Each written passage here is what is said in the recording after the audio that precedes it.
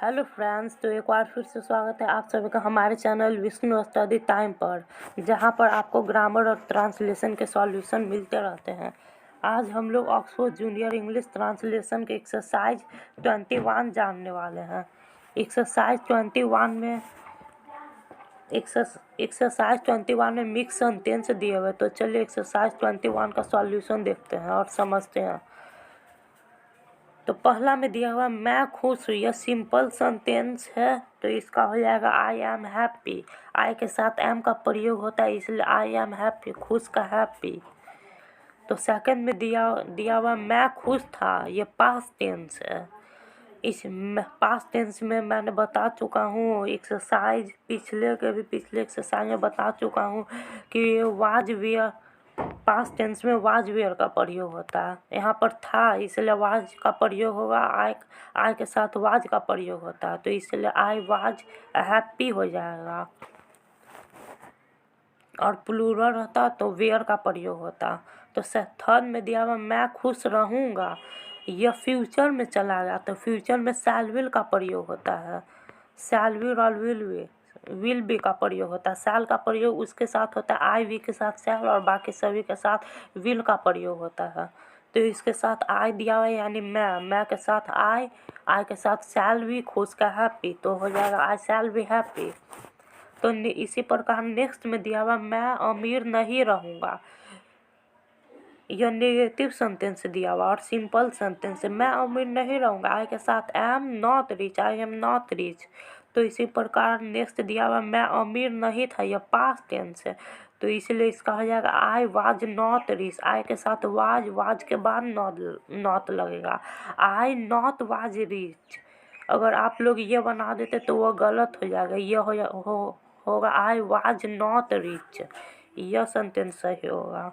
तो इसी प्रकार नेक्स्ट दिया हुआ मैं अमीर नहीं रहूँगा, यह फ्यूचर टेंस और नेगेटिव सेंटेंसेज है, तो इसीलिए इसका हो जाएगा आई शैल नॉट बी। यह मैंने पिछले एक्सरसाइज में बता चुका हूँ, नेगेटिव इंट्रोगेटिव सेंटेंस है, इसलिए इसके साथ शैल के बाद नॉट तभी ही बी का प्रयोग होगा। आई शैल नॉट बी रिच। आप लोग हमारा पिछले एक्सरसाइज से देखते ही रहे, अगर पिछले एक्सरसाइज नहीं देखे तो वो जाकर देख लीजिए, तभी आपको यह अच्छे तरीके से समझ में आएगा। और फिर आप लोग इसे घर में बोलने का प्रैक्टिस करें, जिसके कारण आपको इंग्लिश स्पोकन बोलने में मदद मिलेगा।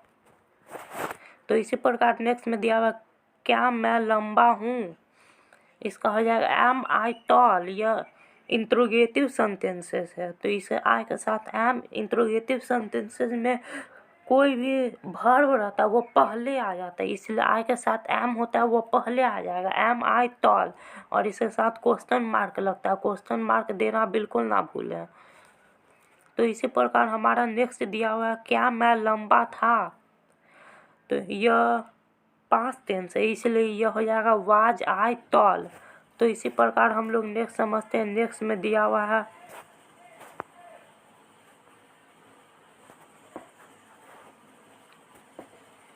क्या मैं लंबा रहूँगा, इसका हो जाएगा शैल आई बी टॉल। आई के साथ शैल लगता है, यह इंट्रोगेटिव फ्यूचर टेंस है, फ्यूचर टेंस में इंट्रोगेटिव दिया हुआ है, इंट्रोगेटिव सेंटेंस, इसलिए इसके साथ जो आई के साथ जो शैल लगता है वो पहले आ जाएगा। तो इसी प्रकार हो जाएगा शैल आई बी टॉल। तो नेक्स्ट समझते हैं। नेक्स्ट में दिया हुआ वह अवश्य उपस्थित रहेगा, इसका हो जाएगा she shall be present, he shall be present. इसमें अवश्य मैंने तो मैं बताया हूँ कि आई वी के साथ शैल का प्रयोग होता है, लेकिन यहाँ पर आई वी के साथ शैल का प्रयोग होता है, लेकिन ही के साथ विल शैल का प्रयोग कैसे हो गया। अब इसके भी पीछे कुछ रीजन है, तो ये मैं बता देता हूँ। अगर कोई भी चीज़ कन्फर्म, यानी कोई भी फ्यूचर टेंस में अवश्य जुटा रहे, जस्ट उसका उल्टा हो जाएगा। जैसे ही के साथ विल का प्रयोग होता है, यह मैंने पिछले एक्सरसाइज में बताया था, तो जस्ट इसका उल्टा हो जाएगा। और अवश्य जुटा रहे तब, जैसे वह अवश्य उपस्थित रहेगा, यानी कन्फर्म है कि उपस्थित ही रहेगा, यानी प्रेजेंट रहेगा। तो इसी प्रकार इसका हो जाएगा ही शैल, ही के साथ विल लगता है लेकिन यहाँ पर शैल लगेगा, ही शैल बी प्रेजेंट। अगर यहाँ पर दिया हुआ रहता मैं के साथ तो शैल लगता है लेकिन विल लगेगा। अगर यहाँ पर मैं दिया हुआ रहेगा तब ये नेक्स्ट सेंटेंस में दिया हुआ तो उसको समझते हैं।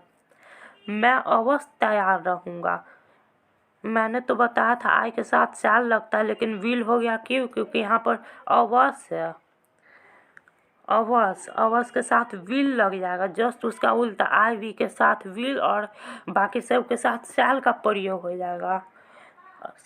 अवश्य लगा रहे तभी शैल विल का प्रयोग करें, यानी जस्ट उसका उल्टा प्रयोग करें। तो यहाँ पर हो जाएगा आई विल बी रेडी, क्योंकि यहाँ पर अवश्य जुटा है इसलिए इसके साथ विल का प्रयोग किया गया है, क्योंकि यह कन्फर्म कहा जा रहा है।